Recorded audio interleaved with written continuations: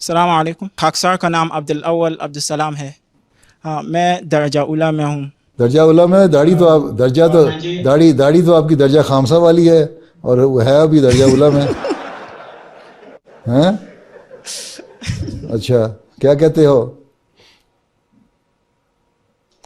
ہاں جی کیا فرماتے ہو؟ میرا سوال یہ ہے کہ جو لوگ خدا تعالیٰ کو نہیں مانتے ان کو ہیں سمجھنے کے لیے، جو لوگ خدا تعالیٰ کو نہیں مانتے ہاں ان کو سمجھانے کے لیے سب سے مضبوط دلیل کون سی ہے؟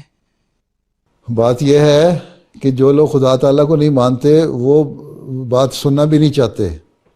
ٹھیک ہے، مضبوط دلیل ہے تو خدا تعالیٰ کی اپنا ذاتی تجربہ ہے.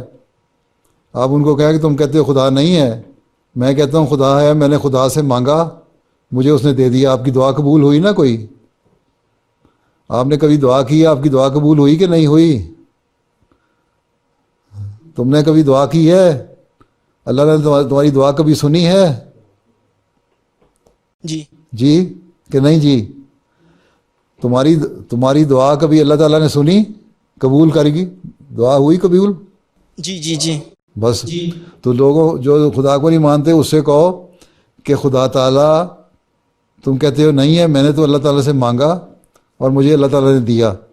تو میرا تو ذاتی تجربہ ہے اللہ تعالیٰ کی ذات پہ. میں کس طرح کہہ دوں کہ خدا تعالیٰ نہیں ہے؟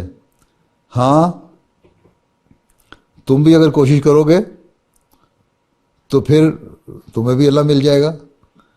لیکن یہ لوگ جو ہے نا خدا کو نہیں مانتے، یہ لوگ بڑے ڈھیٹ لوگ ہوتے ہیں.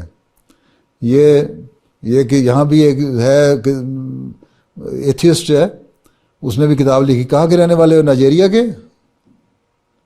جی صاحب. ہیں خود کہاں کے رہنے والے؟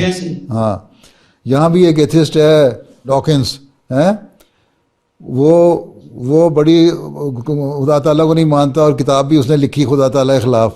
اس کو میں نے 5 والیوم کومنٹری بھی بھجوائی اور دوسری کتابیں بھجوائیں، اسلامی اصول کی فلاسفی. میں نے کہا یہ پڑھو پھر ہمارے سے بات کرو، تمہیں پتہ لگے کہ خدا کیا ہے اور خدا کا کیا تصور ہے. اس نے کہا جی میں نے کچھ نہیں پڑھنا، تو صرف تم میری کتاب پڑھو، میں نے تمہاری کتابیں کوئی نہیں پڑھنی.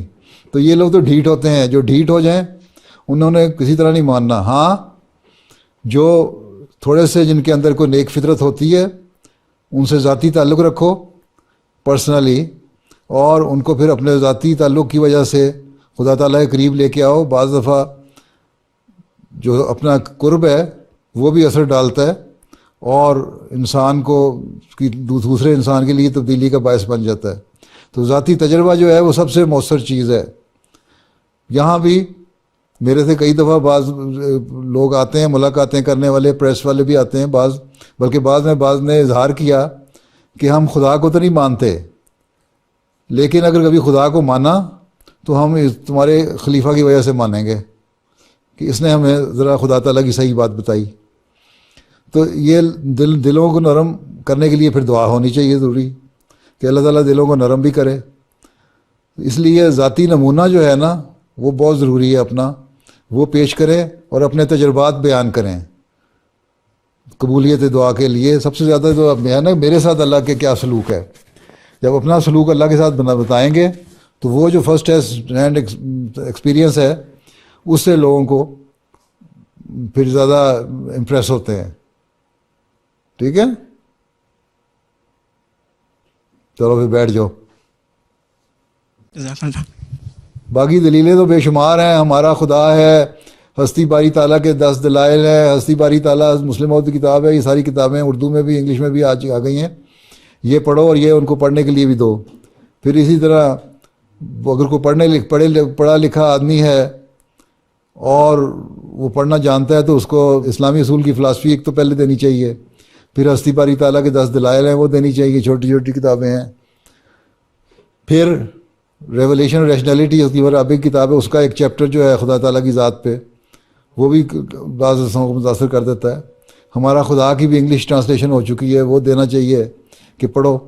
اب پڑھنے کے بعد بھی اگر کوئی نہیں مانتا تو ہمارا کام تو صرف پیغام پہنچانا ہے. کسی کو ہم ہدایت کا لیے کوئی گارنٹی نہیں دے سکتے. اللہ تعالیٰ نے ہدایت کی ذمہ داری اپنے سپرد لی ہے. ہمارے سپرد صرف تبلیغ کی ذمہ داری ڈالی ہے کہ ہم تبلیغ کریں اور اللہ تعالیٰ کے راستے کی طرف لے کے آئیں.